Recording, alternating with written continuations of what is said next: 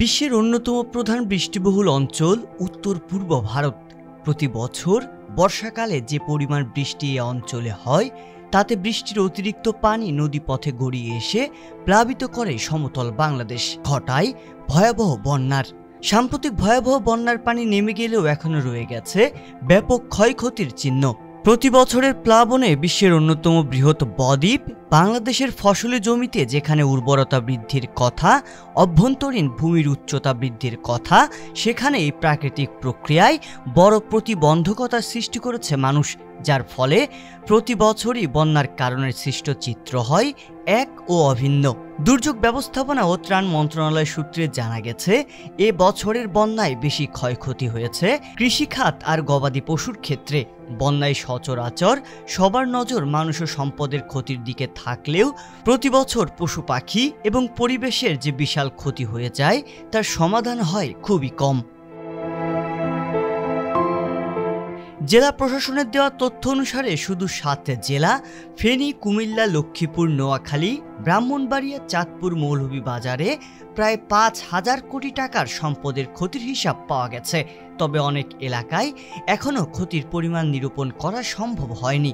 এছাড়া যেসব এলাকা থেকে ক্ষতির হিসাব পাওয়া গেছে সেগুলোর কিছু এলাকায় এখনও বন্যার পানি রয়ে গেছে, ফলে পুরো ক্ষতি আরও বেশি হবে বলে আশঙ্কা করা হচ্ছে।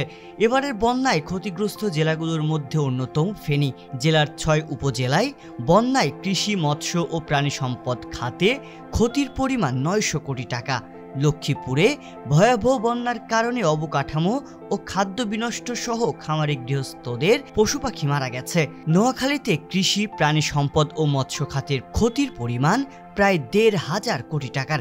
আর কুমিল্লায় প্রাণী সম্পদ খাতে ক্ষতি 308 কোটি টাকার। বন্যা কবলিত অন্যান্য এলাকাগুলোতেও ক্ষতির পরিমাণ কম নয়। তবে আকস্মিক হিসাবে এই ক্ষয়ক্ষতির পরিমাণ টাকা দিয়ে বিবেচনা করা গেলেও ক্ষতির প্রভাব গড়াবে মানবিক সংকট পর্যন্ত।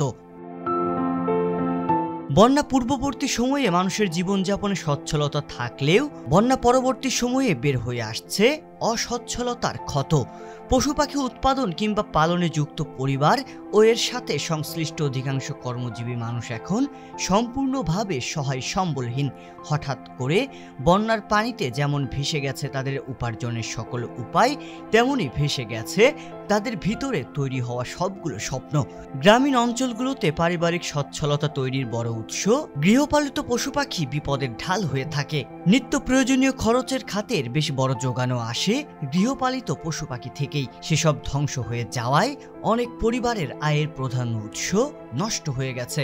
স্বাভাবিক জীবনযাপন করা এক সময়ের সচ্ছল পরিবারও সম্মুখীন হয়েছে এক অপ্রত্যাশিত ক্ষতির, এক অন্ধকার ভবিষ্যতের।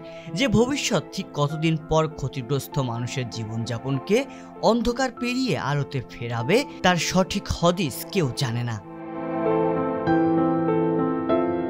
সংবাদ, ফিচার ও অনুষ্ঠানের জন্য ভিজিট করুন সংবাদ প্রকাশের ওয়েবসাইট এবং যুক্ত থাকুন ফেসবুক পেজ ও ইউটিউব চ্যানেলের সঙ্গে।